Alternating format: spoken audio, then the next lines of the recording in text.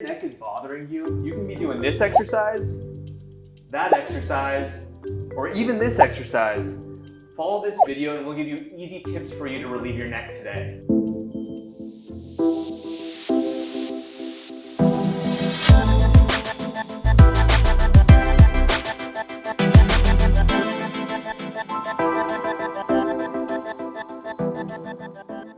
How's it going, guys? It's Dr. Arash Maksudi and Dr. Craig Lindell from the Rehab guys. So today we're going to be talking about neck relief and easy things that you guys can do today to relieve your neck pain. Upwards of 70% of people experience neck pain at some point throughout their lives. So this thing is common and the prognosis is great. However, the problem is that when people have neck pain, it seems like they don't know what to do because people don't train their neck on a consistent basis like other body parts. So today we're going to take you guys through a few mobility drills and stability drills. That way you can keep things mobile and strong for a lifetime. Let's go through it, Craig. Let's start with some snags. This is a pretty cool one. All you need is a towel. We'll have Craig wrap this around his neck. This is a small towel. You can use as long of a towel as you need. Now the key here is to cross the arms.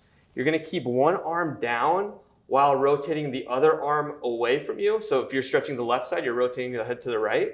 And that way your head is rotating to the right. And this is a really good stretch to mobilize everything on this side. And Craig's doing a pretty good job. You want to be careful with pulling too hard with this side. I've seen people pull this thing really hard together to the point where you can't really breathe too well. You don't want to do that. You want to keep pretty light here. This is just to stabilize and anchor. And the other arm is what's guiding the motion. So he's going upwards at an angle. He's going wherever he wants to go. You can go at different angles. See what feels good for you. How's that feel, Craig? It's good. With the towel, you're gonna really feel like you're getting pure rotation, like you're rotating your head on a swivel.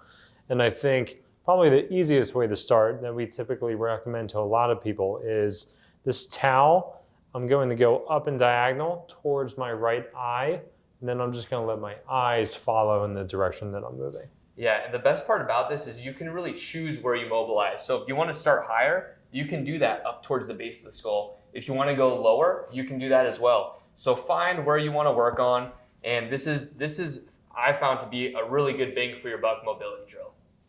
All right, next one is soft tissue work. So with soft tissue work, I'm talking about just stretching the muscles of the neck.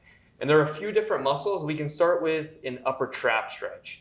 The key with all of these stretches are to make sure the scapula stays stable and down, and you avoid allowing for these things to come up. So how we're going to do that is by sitting on your hand. We'll start with the left side.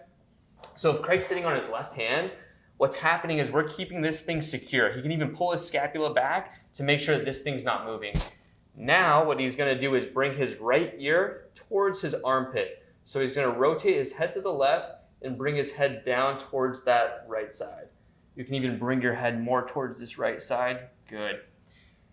A key piece with this that a lot of people miss is they avoid chin tucking and they allow their neck to kind of go into this arched position like that. You're missing the boat with that kind of stretch. You want to keep the chin tucked just like that. That subtle change can make all the difference in making sure you feel a good stretch here. Let's show them from the side. And Al, if you want to zoom in a little bit here, you can kind of see everything where this scapula stays down. And if the goal is to stretch this, what we want to do is separate the origin to the insertion. So we're getting everything to open up, and you can see Craig's tucking his chin here, and that's really elongating the tissue. This is where you should feel it. And if you're in pain, progress very easily into this. Start with small stretches and then work your way into what Craig's doing, which is a little bit more of a deeper stretch. And now that you're in this position, let's show them a levator stretch. So now the difference between an upper trap and a levator stretch is that you're either bringing your nose to the opposite armpit or your ear to the opposite armpit. Now that Craig's bringing his nose towards that right armpit, he's stretching the levator, which is a muscle just behind that upper trap. And you can see how this is getting pulled right in here. So that's the difference between upper trap and levator. Now, another muscle that people like to stretch is the scalenes. So there's anterior, middle, and posterior scalenes, but you can kind of get them all with just a side bend away. See how with this, it's no rotation. We're not focusing on the ear or the nose to the opposite armpit. It's really just bringing this ear down towards the shoulder. And how does that feel, Craig? It's great. All this stuff is really relaxing. A couple of the things that I'm focusing on are not holding my breath, not rushing the movement, and just at one point, I'm just sort of letting gravity take my head and neck into the stretch, and then just a nice breath in through the nose and out through the mouth. Yeah. And then it's all just tolerance, you know. For some people, this may be it. And just breathe and work into it, hold statically, make it dynamic. There's really no right or wrong way to do it. It's all just a matter of how you feel and if it makes your neck feel better or not after. Yeah, no, you breathe into it is key. Go within your tolerance, and we're going quickly through it, but really each stretch should be held for at least 30 seconds. That way you can work into it and let your body relax into each one of those positions. So that's neck stretching. A lot of people miss the boat by avoiding T-spine rotation or T-spine stretching when you have some neck discomfort. Really good research for thoracic spine mobility when someone has some neck discomfort. Let's go to a quadruped position, Craig, and we'll do a thread the needle. Right. So we have Craig here on a hands and knees position, and what Craig is going to do is thread the needle by reaching one arm down, and so this is getting his mid-back to rotate towards the right a bit, but now when he opens up, he's going to reach open towards the ceiling. Actually, let's stick with that left side, Craig. Oh, you want me to now reach towards the side? Yeah, just do the both ways. That way, yep, rotate open, good. Now he's rotating to the right, and then we're opening him up, and you can see how his mid-back is moving a good amount here.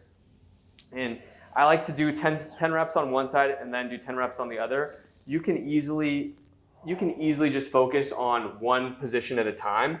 I like this variation actually. So this variation, what Craig is doing is locking out his low back a little more. So now when he moves, it's more from his mid back. How's that feeling, Craig? It's good. Getting my butt back now feels like I'm limiting the motion towards my mid and upper back versus when I was here, I could feel I was shifting a little bit and I wasn't getting that mid spine like we're trying to with this. Perfect. Same thing with this. This is a mobility drill, just like the other things. Work your way into it. Breathe in when you're rotating down, breathe out when you're rotating open, and go very, very slowly and controlled. Now, those are 3 mobility drills you can do. Let's go into some stability stuff. So with stability, I think let's start with some chin tucks. Let's go supine. We'll start him off in the supine position. You can really do chin tucks in any position. If you're sitting in your car, you can do chin tucks if you're lying down, if you're standing. But supine is one of the easiest positions for people to learn how to chin tuck. So what Craig's doing here is see this arch in his neck? He's trying to push this down and try to flatten that arch a little bit. And that's going to create what we think of as like this double chin position. So as Craig tucks his chin, he's flattening that curve a bit, and he's going to feel the muscles on the front of his neck work. And with these, you can either perform them isometrically, where you just hold the position, or you can do reps. And with something like this, just like the other things, work your way into it. At first, people will start with small ranges of motion, and then work their way into deeper and deeper positions of this chin tuck. You feel those muscles working? Oh, they're working. It's tough, and if you want to challenge yourself further, lift your head up a tiny bit. And this is a test that we actually use to check deep neck flexor endurance, where people will chin tuck, lift their head up just an inch, and hold that position, and we'll see how long they can hold that. You can turn that into an exercise. Let's say if someone can hold it for 20 seconds, okay, well maybe let's break it down into 15 second holds. So we can challenge them enough, but give them some gas in the tank so they can do a few sets of that. If you just notice, now I'm getting tired in my neck, so I'm being mindful of just rooting the rest of my body into the ground. It's just like anything else you do. If you're doing arm lifts, you're moving a different limb, you kind of want to set the rest of your body so that you're providing that sturdy foundation and that base. So I just flatten my low back as well, got my abs tight a little bit so that I feel rooted as this is getting more challenging, just trying to lift and hold my head in one spot. That's good. Yeah, core engagement, even if you want to drive your shoulders back to keep the scapula engaged.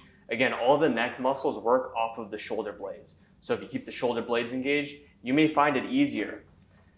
The compensation that a lot of people do with this is really rolling their neck. So you want to avoid flexing the neck. You want to just focus on this chin tuck. So your head should remain straight the whole time. It may feel more comfortable with a pillow or something versus doing it on the hard ground, because you do really want to bring your head back, and doing it after a while, I mean, it's just you're pushing a bone into the ground. Okay, so it's talking about scapula. Let's go into some scapula stability while getting the necks to work, or the neck muscles to work. Let's go into your hands and knees position again.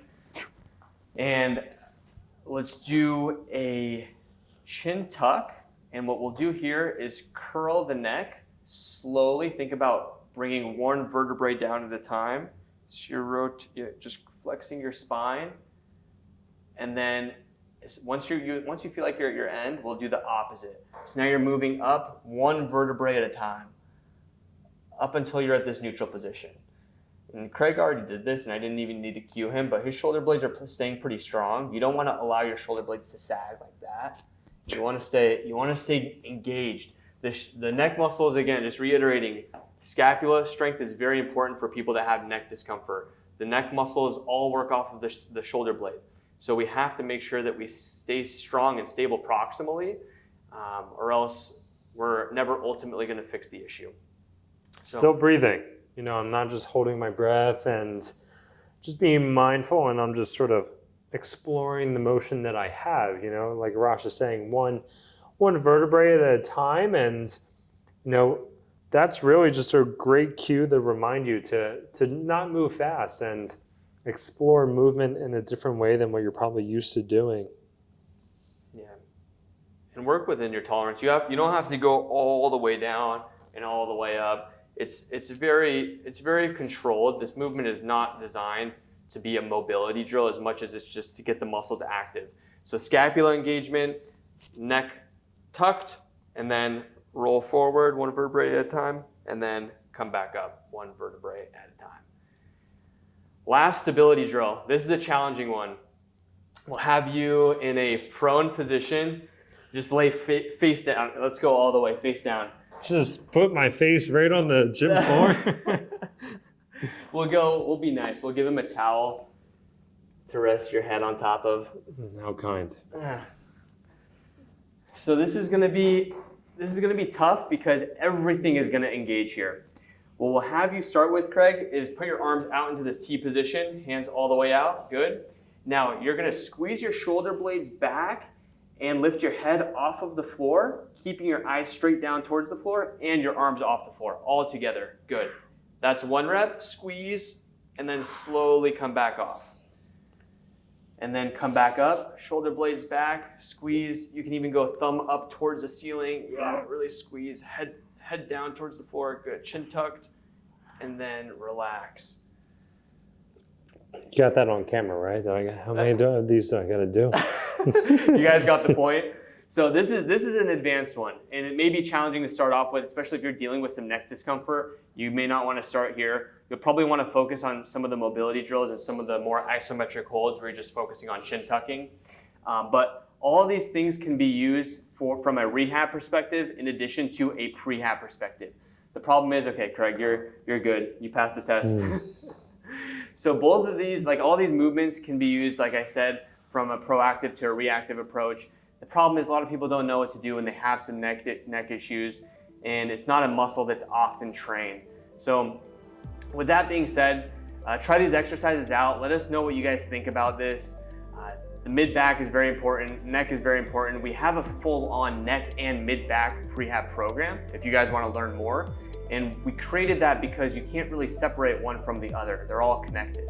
So check that out. We'll put the link in the description below. Let us know if there's anything else that you guys want us to talk about. Thanks for tuning in. Give us a thumbs up. Okay, give us a thumbs up too.